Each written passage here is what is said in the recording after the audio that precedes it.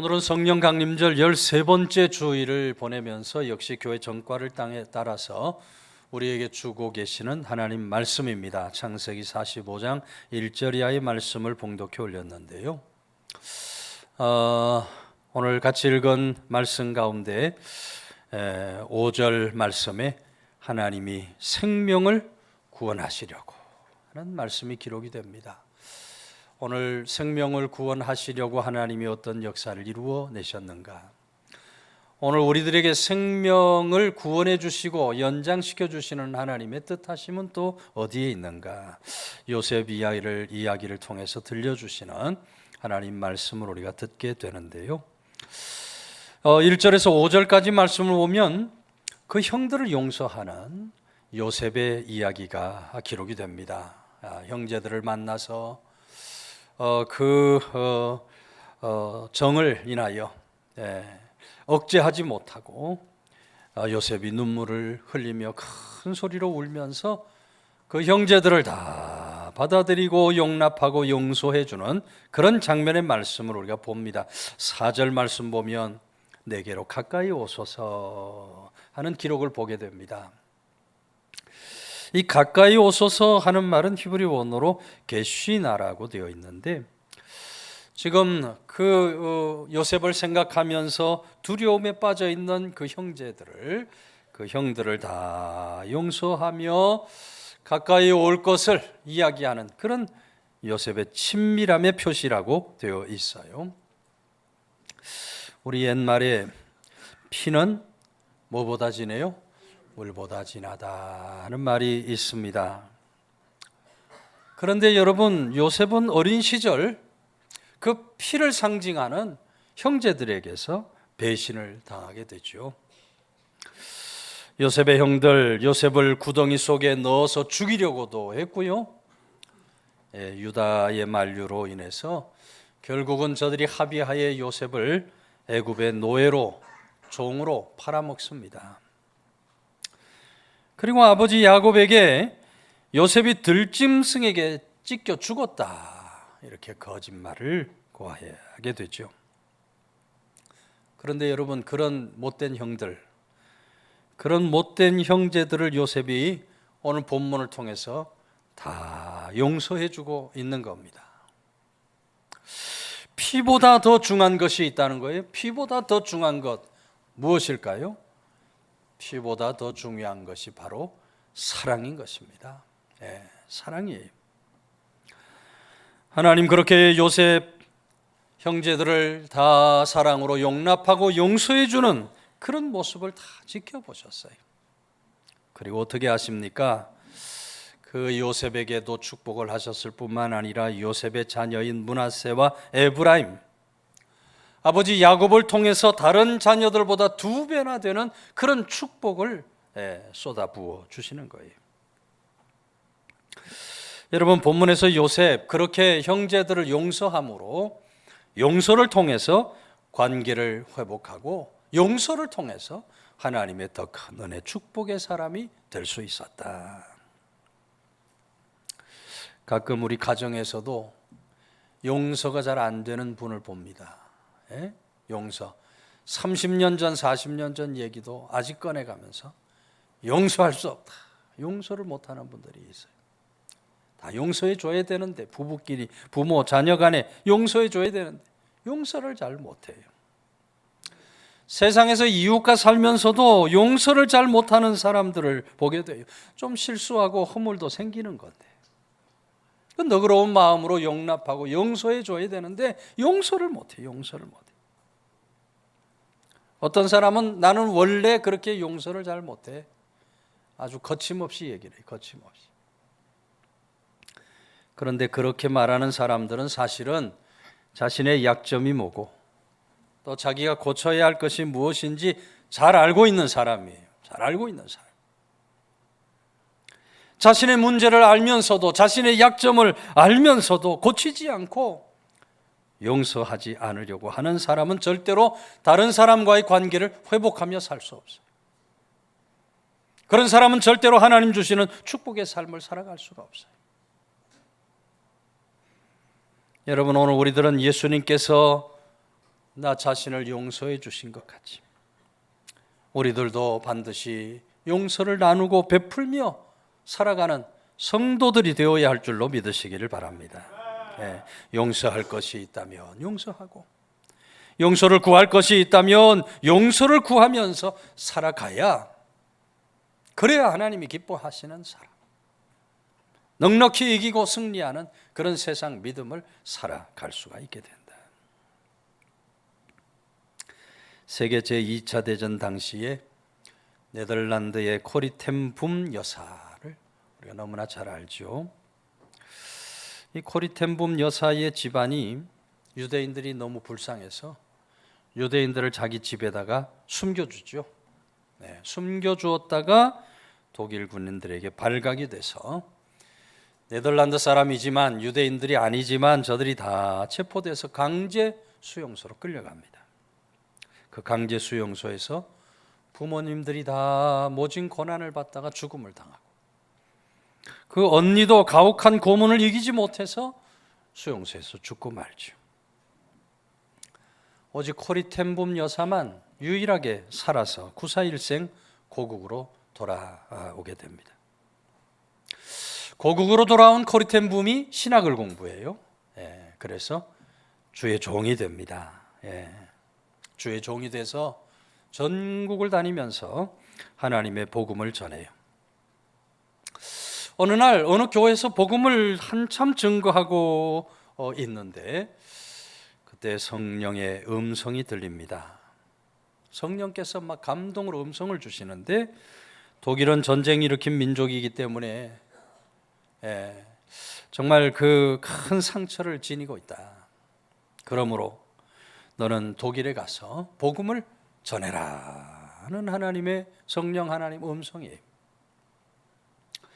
코리 텐 붐이, 하나님, 저는 절대로 독일에 가서, 다른 나라는 얼마든지 갈 수 있습니다. 그러나 독일에 가서는 제가 복음을 전할 수가 없습니다. 제가 강제 수용소에서 당한 그 고통을 생각할 때 저들에 대해서 정말 용서할 수 없는 마음입니다. 어떻게 저들에게 가서 복음을 전하겠습니까? 그때 다시 주님께서, 사랑하는 딸아, 나를 저주하고 욕하고 등진 사람을 위해 십자가를 진 것을 네가 기억해라. 네가 정말 나의 딸이라면 독일 사람들에게 가서 복음을 전해라. 아주 강력한 권고의 말씀이 들려요. 어쩔 수 없이 주님의 말씀을 받들고 코리 텐 붐이 독일에 가서 복음을 전하는 겁니다. 어느 날도 또 어느 집회에 가서 말씀을 전하는데 정말 많은 독일 사람들이 모여 앉아서 그곳에서 눈물을 쏟아내며 통해 자복 회개를 드려요. 주님께로 다 돌아옵니다. 예배를 마치고 설교를 마치고 강단에 딱 내려서니까 정말 많은 사람들이 코리 텐 붐 여사와 악수를 한번 해보려고 줄을 쫙 서 있어요. 그런데 여러분, 그 순간 허름한 외투를 입은 어떤 남자를 보게 되는 겁니다. 순간 코리 텐 붐 여사의 심장이 멎는 것 같아요. 이 사람이 독일 수용소에서 자신에게 무시무시한 고통을 가한 악명 높은 간수거든요. 그 간수는 얼마나 못된 간수인지, 한겨울 이른 새벽에 여자 포로들을 나체로 밖에 서 있게 하고 온갖 행포를 다해 괴롭힌 그런 장본이니, 그 간수 손에 붐 여사의 사촌 언니 베시가 강간을 당하고 그 언니가 그것을 견디지 못해서 결국 수용소에서 죽음을 맞게 돼요. 악몽 같은 일들이 정말 주마등처럼 지나. 그런데 그 남자가 코리 텐 붐 여사에게 악수를 하려고 하는 거예요. 그 남자는 붐 여사를 알아보지 못했지만 붐은 꿈속에서라도 그 얼굴을 잊을 수 없는 얼굴이에요. 도저히 손을 내밀어 악수를 할 수 없어요. 마음속으로 기도를 드리, 주님, 저는 하늘에서 진노의 벼락이 내려서 이 사람 때리기 전에는 용서할 수가 없습니다. 저는 이 인간을 절대로 용서할 수 없습니다. 근데 그때 주님께서 또다시 말씀을 주셔요. 십자가에서 나를 못 박고 죽이고 침뱉고 채찍으로 때리고 조롱하고 가시관을 씌운 사람들을 내가 용서하지 않았느냐. 너도 용서해 주어야 한다. 주님, 제 힘으로는 할 수 없습니다. 그때 그 순간 성령 하나님의 강력한 임재가 코리텐 붐에게 임했다 그래요. 그리고 덥석 그 사람의 손을 잡습니다. 그러자 이 사람이 이렇게 말해요. 네덜란드 사람인 당신인 전쟁 때 우리 독일 사람이 저지른 죄를 용서하고 이렇게 복음을 전해주시니 얼마나 기쁜지 모릅니다.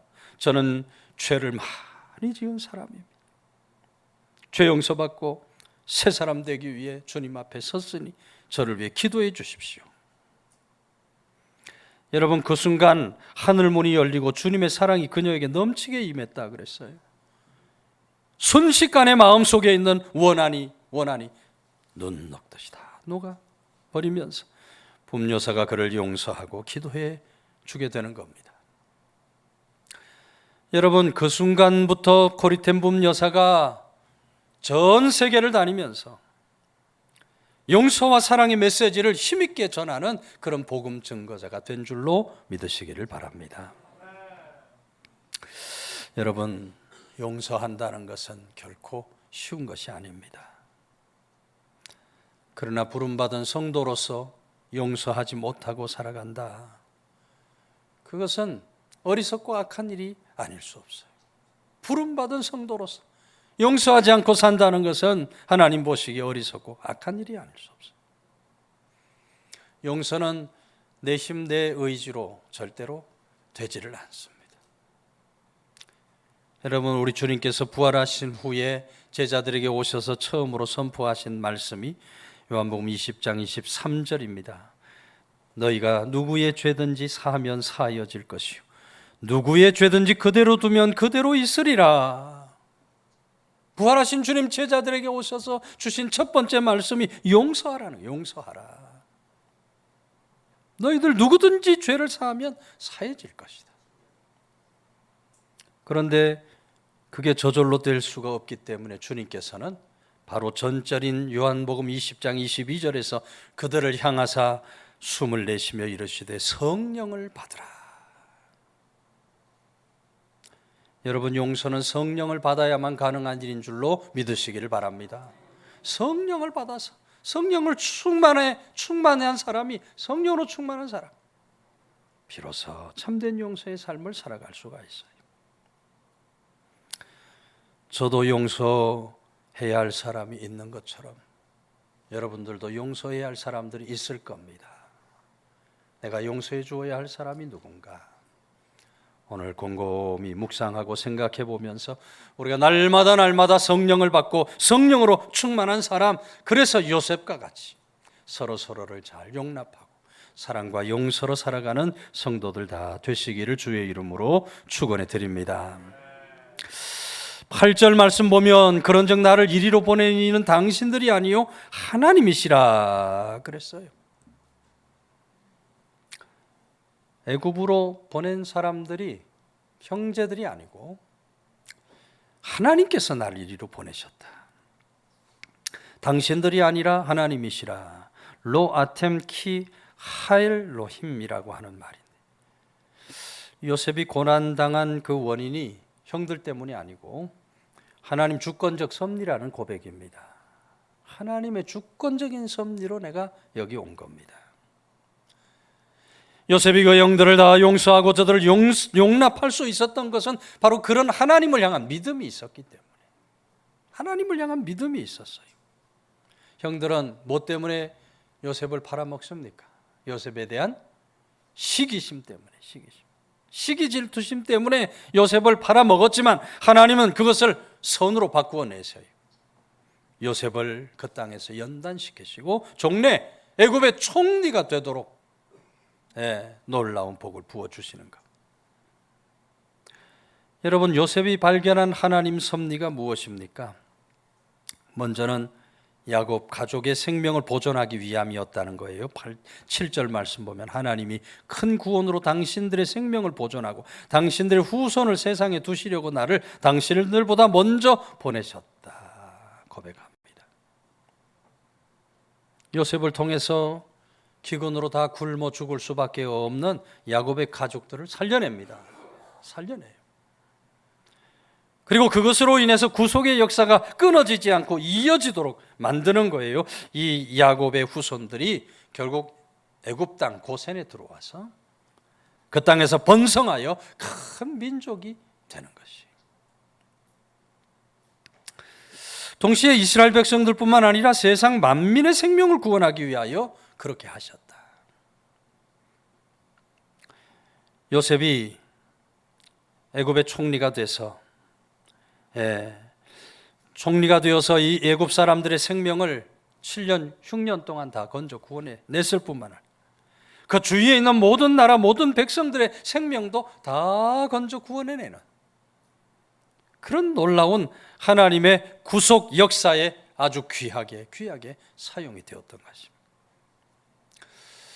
오늘 본문은 요셉이 그 사실을 깨달아 알았다. 그 하나님의 섭리를 깨달아 알게 되었다.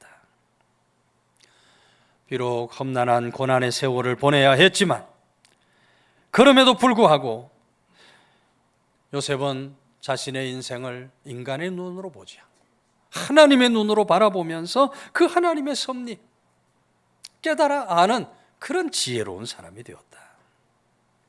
로마서 8장 28절 우리가 알거니와 하나님을 사랑하는 자고 그 뜻대로 부르심을 입은 자들에게는 모든 것이 합력하여 선을 이루느니라.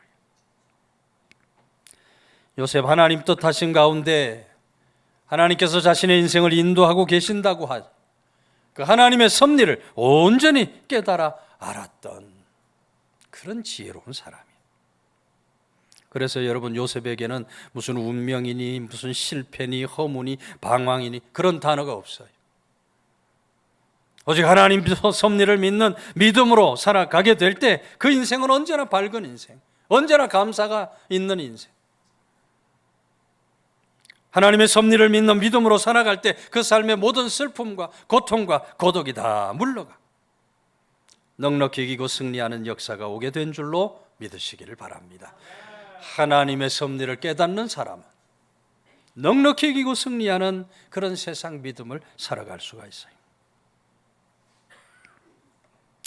요즘에도 넷플릭스를 통해서 좋은 드라마, 재미있는 드라마들이 많이 나옵니다만 예전에 완전한 사랑이라는 제목의 드라마가 있었죠. 여러분들 보신 분들이 있을 겁니다. 꽤 알려진 고관대장 막내 아들이 있는데 형들과 누나들에 비해서 공부도 잘 못하고 부모님 사랑도 못 받습니다. 그러니 언제나 마음에 불만이 가득하고 삶을 방황하게 되는 거죠. 형과 누나와 그리고 부모들도 그 아들이 부끄러운 거예요. 부끄러워. 아버지 국회의원 출마를 하는데 이 막내 때문에 혹시 또 망신당하는 일이 없을까 싶어가지고 아예 이 아들을 집안에다가 가둬놓죠. 나중에는 정신병원에 갖다 집어넣어요. 내가 왜 이 세상에 태어났을까? 왜 내가 이런 세상을 살아야 하는가? 의미를 찾을 수 없어가지고 이 막내 아들이 결국 뛰쳐나와서 강원도 저 산골짜기 탄광으로 들어갑니다. 그 탄광촌에서 어떤 음식점 주인의 딸을 만나게 되고 이 딸과 사랑에 빠지게 돼요. 사랑하는 여인과 바닷가를 거닐면서 이런 말을 하죠.